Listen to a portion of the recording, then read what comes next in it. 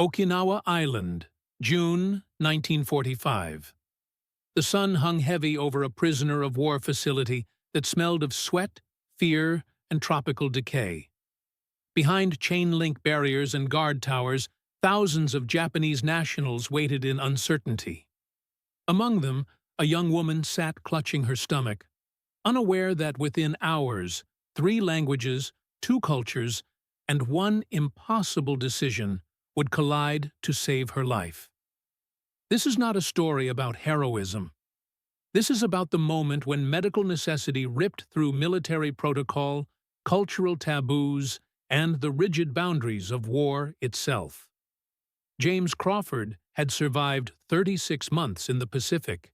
The Iowa farmhand turned sergeant carried the Pacific campaign in the lines around his eyes. Guadalcanal had taught him to kill. Saipan had taught him to survive. Okinawa had taught him that war never ended. It just changed locations.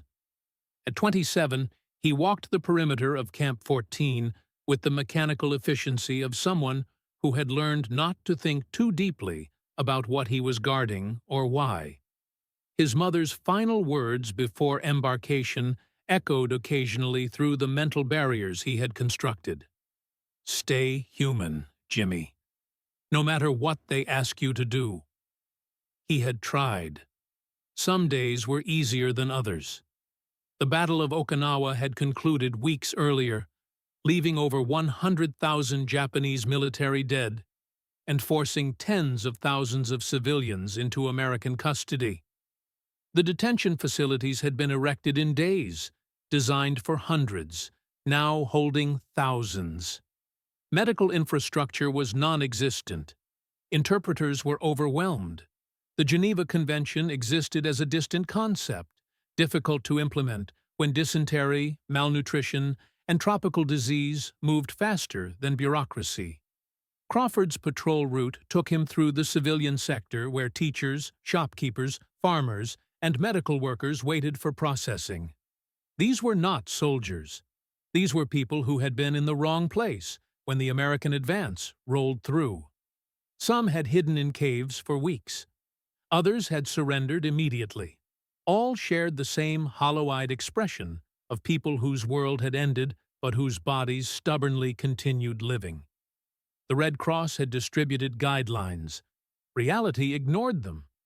There were not enough doctors, not enough medicine, not enough hours in the day to address the cascade of medical emergencies that erupted in overcrowded conditions with inadequate sanitation. Yuki Yamamoto had been a battlefield nurse.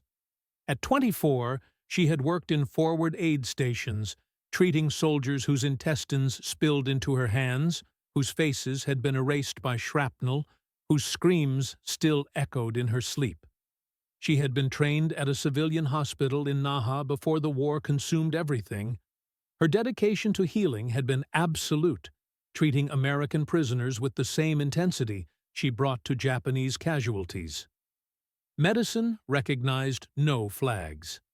Now she sat against a tent pole, her traditional cassode growing dark with sweat. The pain that had started as background noise 2 days earlier now dominated every thought. Her medical training provided the diagnosis even as her body rebelled against accepting it. Appendicitis, progressing toward rupture. Without intervention, peritonitis would follow, then septic shock, then death. She had watched this sequence unfold in others. Now it was her turn. The language barrier felt like a physical wall. The guards spoke no Japanese. Her English extended to perhaps 20 words, none of them medical terminology. She tried to communicate through gestures, pointing to her abdomen, miming pain. The guards nodded sympathetically and moved on. They saw a sick prisoner. They did not see a dying one. Danny Martinez had arrived at Camp 14 4 days prior.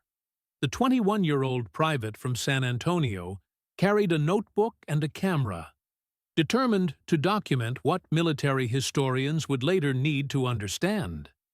His mother had begged him to record the truth. He had promised.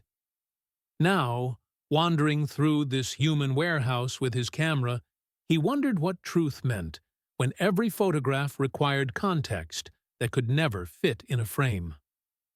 Dr. Samuel Parker had practiced family medicine in suburban Massachusetts before December 7, 1941, transformed everything. The 35-year-old lieutenant now functioned as chief medical officer for a facility designed to hold 300, currently housing over 2,000. Every decision involved mathematics of scarcity, which infections to treat, which fractures to set, which complaints to defer. The Hippocratic Oath collided daily with military logistics. He had learned to compartmentalize, or he would have broken months ago.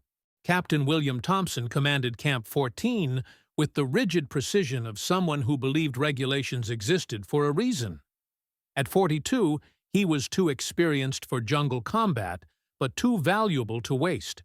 His interpretation of prisoner treatment adhered strictly to minimum requirements. Food, water, shelter, nothing extra, nothing wasted. He had buried too many American boys to extend compassion to those who had killed them, even if those individuals now sat defenseless behind wire. Lieutenant Helen Morrison represented a different military reality. The 31-year-old Navy nurse had volunteered for Pacific duty, spending 24 months island hopping with Marine units. She had learned emergency medicine under artillery fire, developed basic Japanese through necessity, and gradually stopped seeing prisoners as enemies. They were patients. That was the only category that mattered. Morrison noticed the pattern during routine medical inspection. One woman, Yuki Yamamoto, according to the identification tag, had been holding the same position for 6 hours, doubled over, sweating profusely, barely responsive. Morrison knelt, speaking slowly in fractured Japanese. The woman gasped a single word that Morrison recognized from medical training. Mocho. Appendix. Then Yuki pointed to her lower right abdomen and drew a line across her throat. Morrison's pulse accelerated. Acute appendicitis. Hours from rupture. In these conditions, without immediate surgical intervention, death was virtually guaranteed. She sprinted toward the medical tent, her mind already calculating how to convince Parker, how to justify Thompson, how to make this work within a system designed to make it impossible. She found Parker treating an infected laceration on an American corporal. She waited until he finished suturing, then pulled him aside. Her explanation was clinical, precise, urgent. Parker's expression shifted through concern, calculation, resignation. They had limited surgical supplies, no sterile operating theater, a commanding officer who would require justification for every resource expended on enemy personnel. But they also had training that recognized only one obligation: save the life in front of you. Parker grabbed his field medical kit and followed Morrison back to Yuki's location. His examination was brief but definitive. Guarding, rebound tenderness, fever, elevated pulse. Every classic indicator of acute appendicitis progressing toward rupture. He checked his watch. 12 hours maximum before the situation became irreversible. Probably less. The immediate problem was access. Yuki wore traditional Japanese clothing, a complex layered garment secured with elaborate knots and folds. To examine the surgical site properly, to prepare for emergency appendectomy, they needed to expose her abdomen. But the clothing had been designed to preserve modesty through multiple barriers. Simply asking her to remove it would be culturally devastating, especially surrounded by male soldiers. And they lacked time for gentle negotiation through broken language. Parker made the tactical decision. They would need to cut away the clothing, but this required someone disciplined enough to follow orders without hesitation, someone whose military record could withstand scrutiny if the situation later came under investigation. He sent Morrison to locate Sergeant Crawford. Crawford was conducting inventory when Morrison found him. Her explanation was rapid, professional, unapologetic. Parker needed assistance with a medical emergency. A prisoner required immediate surgery. Her clothing needed to be removed. Crawford felt his stomach tighten. This was not combat. This was something infinitely more complicated. He would be ordered to physically restrain a terrified woman and tear her clothing. Medical justification or not, it felt like a violation. But the Pacific had taught him that war forced impossible choices constantly. The only question was whether you made them or let them make themselves. He followed Morrison back to Yuki's location, where Parker had already briefed Captain Thompson. Thompson's approval had been grudging, heavily documented, witnessed. Private Martinez was ordered to photograph everything, creating a visual record that would protect all participants from later accusations. Parker knelt beside Yuki, using hand signals to communicate, pointing to her abdomen, making a cutting gesture, pointing toward the medical tent. Yuki's eyes widened with understanding and terror. But she was a nurse.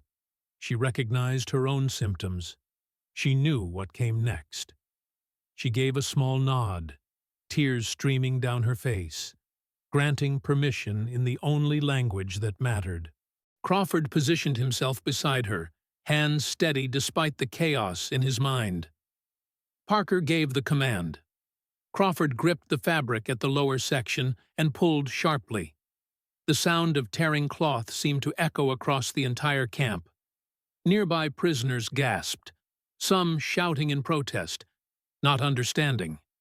American guards moved to contain the situation, creating a perimeter around the medical team. The torn fabric revealed Yuki's distended abdomen.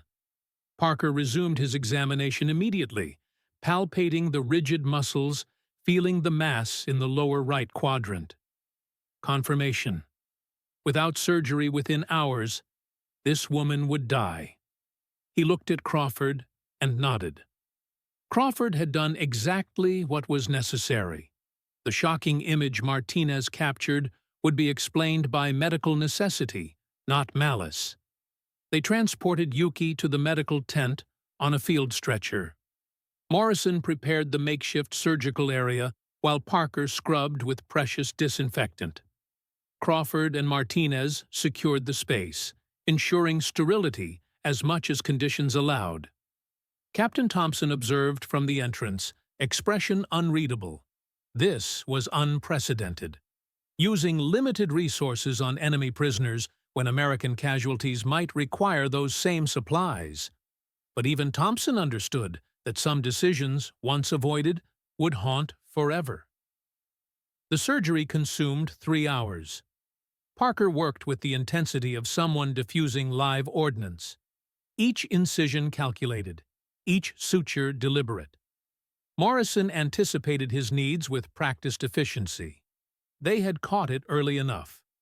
The appendix was inflamed, beginning to show signs of compromise, but the infection had not spread. They removed it cleanly, irrigated the abdominal cavity, closed the incision with careful stitches. Crawford waited outside with Martinez, neither speaking. They could hear instrument sounds, low voices, occasional groans as limited anesthesia faded. Crawford thought about his mother's words, about faith that decent people would make decent choices even in indecent circumstances. He hoped she was right. When Parker emerged, his surgical gown was saturated with sweat and blood, but his expression carried satisfaction. She would survive. With proper post-operative care and barring complications, Yuki Yamamoto would recover completely. He extended his hand to Crawford. The handshake communicated understanding beyond words. They had violated protocol, risked their careers, and saved an enemy prisoner's life. and given the choice again, they would make the same decision. The story might have ended there, filed away in camp records and forgotten. But Private Martinez had documented everything comprehensively. The photograph of Crawford tearing Yuki's dress, absent context, appeared damning. A large American soldier violently ripping clothing from a helpless Japanese woman. Without explanation, it looked precisely like the war crimes that post-war tribunals were being established to prosecute. But Martinez's complete documentation provided the actual story. The medical emergency, Parker's examination, the diagnosis, the life-saving surgery, the weeks of post-operative care. As Yuki recovered, Martinez interviewed every participant, recording statements in meticulous handwriting. He understood that history would judge this moment. He wanted that judgment based on truth, not assumption. Word spread through the camp, reaching both prisoners and soldiers. The Japanese detainees, initially horrified, gradually learned what had actually occurred. Yuki, once able to speak, explained to fellow prisoners that the Americans had saved her life, that the soldier who tore her clothing had acted from necessity, not cruelty, that they had treated her with more care than she could have expected as a prisoner. Dr. Morrison visited Yuki daily during recovery. Through limited shared vocabulary and elaborate gestures, friendship formed. Morrison learned about Yuki's medical training, her field work, her dreams of resuming education after the war. Yuki learned about Morrison's American life, her reasons for volunteering, her belief that medicine could bridge divisions that war created. 3 weeks post-surgery, Yuki was ambulatory. She requested a meeting with Sergeant Crawford through an interpreter. She wanted to thank him properly. Crawford resisted, uncomfortable with being called heroic, for doing what anyone should have done. But he agreed to meet. They sat in the medical tent, interpreter between them. Yuki spoke at length, expressing gratitude, acknowledging how difficult his decision must have been, believing he had demonstrated true courage by valuing her life despite circumstances. Crawford listened, face reddening with embarrassment. He deflected to Parker, insisting he had simply followed orders. But Yuki persisted. She understood military hierarchy. Crawford could have refused, could have questioned, could have performed his duty with cruelty rather than care. He had chosen differently. Captain Thompson, witnessing this exchange, felt something fundamental shift. He had built his career on regulations, on maintaining clear lines between friend and enemy. But watching this Japanese nurse thank an American sergeant for saving her life, he recognized the inadequacy of his previous framework. War created enemies. It did not erase humanity. The Pacific War ended August 15, 1945, following atomic bombings of Hiroshima and Nagasaki. The POW camps began processing releases. Yuki was released in September, surgical scar hidden beneath clothing, but memory carried visibly in her changed perspective. Before departure, she gave Morrison a small gift, an origami crane folded from scrap paper. In Japanese tradition, cranes symbolized hope and healing. Morrison accepted it with tears, promising to remember Yuki and work toward a world where nurses could simply be nurses, caring for sick people regardless of nationality. Private Martinez compiled his documentation into a comprehensive report, including photographs, interviews, observations. He submitted it to military intelligence, hoping it would contribute to accurate historical record. The report was filed away, classified with thousands of other wartime documents not declassified for decades. Crawford returned to Iowa after discharge in December 1945. Like many veterans, he rarely discussed the war. The horrors witnessed, friends lost, moral compromises made, all remained locked away. But sometimes late at night, he thought about that day in Okinawa, about the sound of tearing fabric, about the young woman's life hanging in balance. In those moments, he allowed himself to believe he had done something right in a war composed of wrong. Years passed. Cold War replaced hot war. Japan transformed from defeated enemy to crucial ally. Individual stories, small moments of humanity occurring in chaos, remained largely untold. In 1978, a historian researching American occupation policies discovered Martinez's report in National Archives. The photographs and detailed documentation intrigued her. She tracked down participants. Most were still alive. Parker, now a respected Boston surgeon. Morrison, running medical missions in Southeast Asia. Thompson, retired in Florida. Martinez, a journalism professor in California. Crawford, still farming in Iowa. She also located Yuki Yamamoto, now Yuki Tanaka, after marriage. Yuki had completed medical education post-war, becoming an emergency medicine specialist. She had built a Tokyo practice and spent her career advocating for international medical cooperation. The abdominal scar permanently reminded her of the day enemy soldiers chose to save her life. The historian brought them together for a documentary project. For the first time in 3 decades, Crawford and Yuki met again. Both in their 50s now, hair graying, faces lined by time. But recognition was immediate. Through a skilled interpreter, they finally had a complete conversation.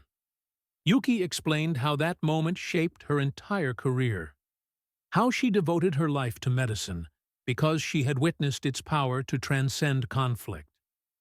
Crawford, uncomfortable with emotion, simply said he was glad she survived, that she built a good life. The documentary captured everything. The awkward reunion transformed by shared history's weight. When it aired, it challenged simplistic Pacific War narratives. It showed American soldiers and Japanese prisoners not as monolithic enemies, but as individuals capable of both terrible violence and unexpected compassion.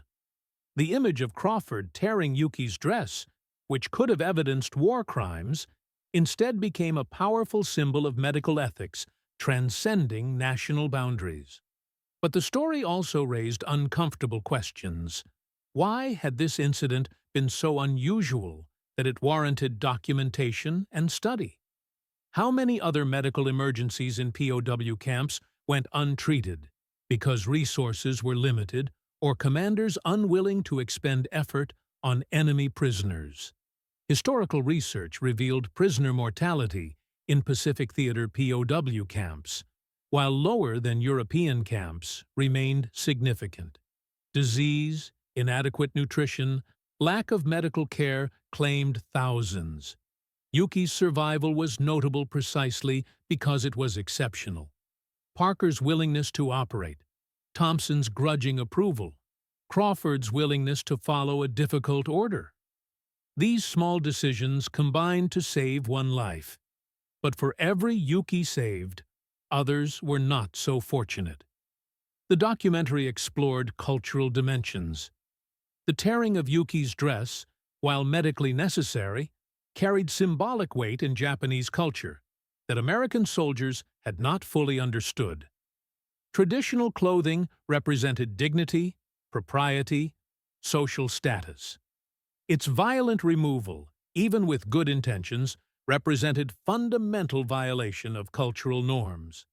That Yuki forgave this violation, recognized necessity behind it, spoke to her strength and understanding. Lieutenant Parker, interviewed in his Boston office, reflected on wartime medicine's ethical complexity, how every decision involved balancing limited resources against unlimited need.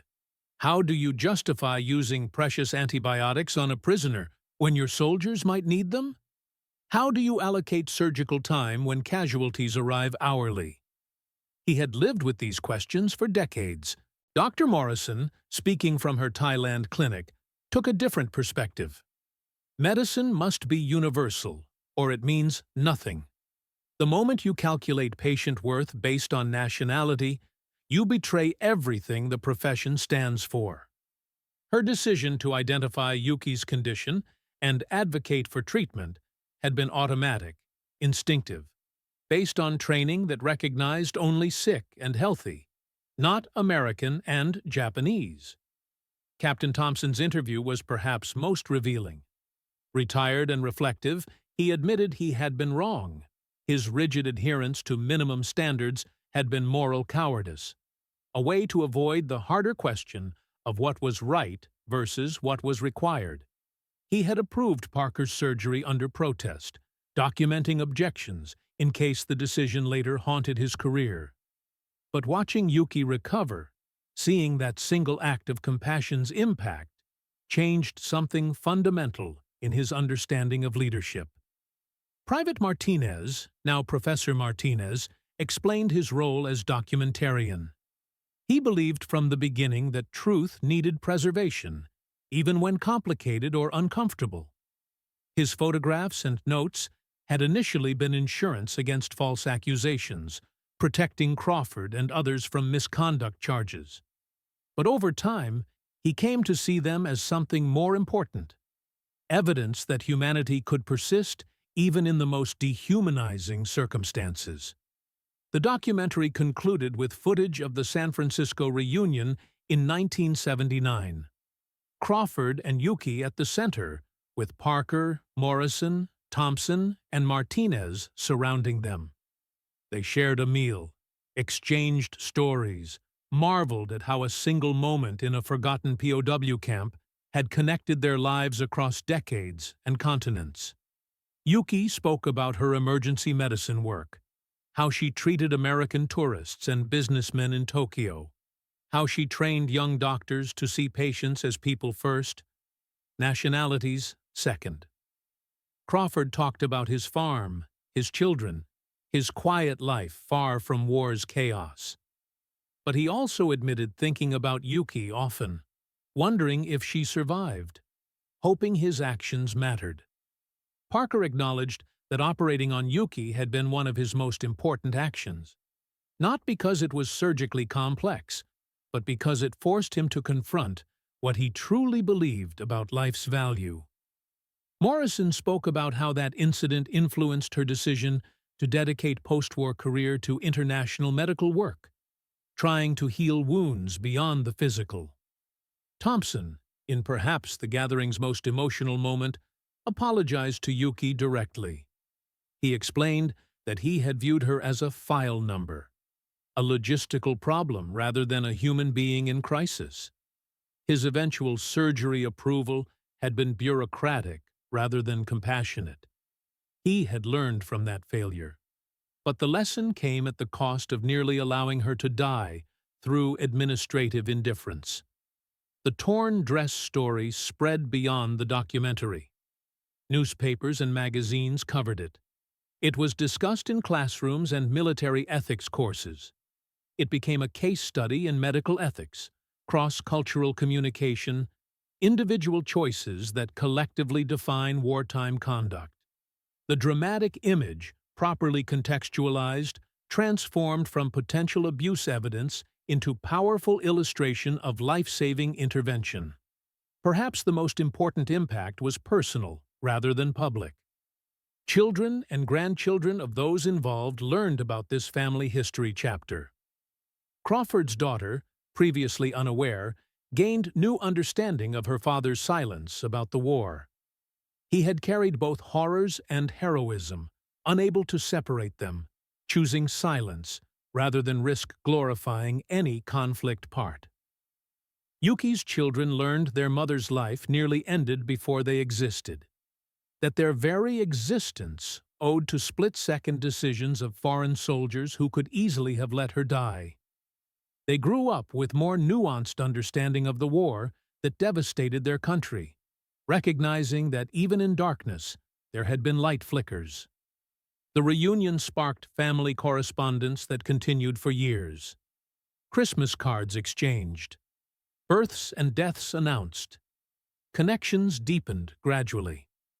When Crawford died in 1994, Yuki traveled to Iowa for the funeral. She stood in the small country church and spoke about a grace moment in war's middle, about an Iowa farm boy who had courage to make difficult choices when looking away would have been easier. When Yuki passed in 2007, Crawford's children attended her Tokyo funeral. They brought the origami crane she had given Morrison, which Morrison had bequeathed to Crawford's family before her death. The crane, faded and fragile, was placed in Yuki's casket, a symbol completing its journey across decades and oceans. The story continues resonating. Military medical personnel study it as an example of making ethical decisions under impossible time pressure. Cultural historians examine it as a window into Pacific War's complex human dynamics. Ordinary people reading about it or watching the documentary are reminded that even in war, individual choices matter. That compassion is always possible, even when it seems impossible. In Okinawa, where that POW camp once stood, there is now a memorial park. Among monuments to battle and sacrifice, a small plaque tells the story of Sergeant Crawford and Yuki Yamamoto. It does not glorify war or ignore horrors. Instead, it offers a simple reminder that medical ethics, human decency, the choice to value life can persist even in darkest circumstances. The photograph Martinez took that day, the image of Crawford tearing Yuki's dress, is now housed in National Archives and Okinawa Peace Museum. It is always displayed with complete documentation, ensuring viewers understand the context, medical emergency, life saved. The shocking image becomes something different when reason is known. Evidence that in a war defined by dehumanization and mass death, individual humanity acts still occurred. Lieutenant Parker's decision to operate on an enemy prisoner, Captain Thompson's grudging approval despite reservations, Dr. Morrison's compassionate advocacy, Private Martinez's careful documentation, Sergeant Crawford's willingness to follow a difficult order, all combined to create a single grace moment. No one action was sufficient. Each person played their part. Together, they saved a life that war's machinery had marked expendable. The story asks us to consider what we would do in similar circumstances. When duty and humanity conflict, which do we choose? When resources are scarce and decisions must be made about who receives care, how do we decide? When the enemy suffers before us, do we see an enemy or a patient? These questions lack easy answers.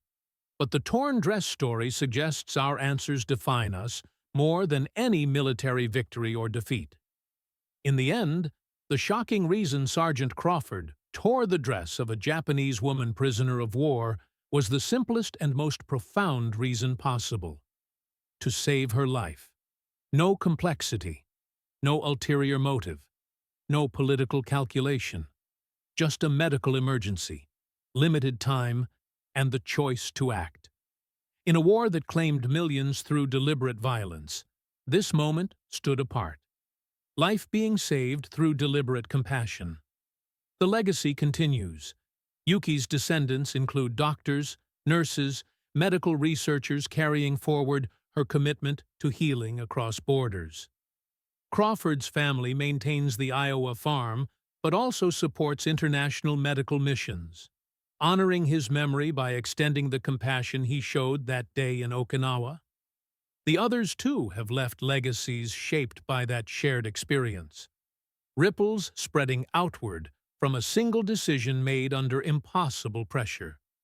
History remembers wars through battles, casualties, political consequences. But war is also composed of countless individual moments. Small decisions that collectively determine whether humanity survives conflict or becomes another casualty. The story of Sergeant Crawford and Yuki Yamamoto reminds us that even in total war, even when nations become enemies and populations mobilize for destruction, individual people can still choose compassion over indifference, life over death, humanity over hate. The torn dress became a symbol not of violation, but of healing. Not of divisions between enemies, but of common humanity that war tries but fails to completely destroy. And the shocking reason, once revealed, transformed from scandal to inspiration. Evidence that the best of human nature can persist even in the worst of human circumstances. If this story resonates with you, if it challenges your understanding of war and humanity, if it reminds you that individuals matter even in mass conflict, please subscribe to our channel. We bring you forgotten, overlooked, or misunderstood stories from history. Stories revealing the past's complexity and humanity. Leave a comment sharing your thoughts on this incredible true story. How would you have acted in Crawford's position? What does this teach us about medical ethics in wartime? Hit the like button to help others discover this remarkable historical moment.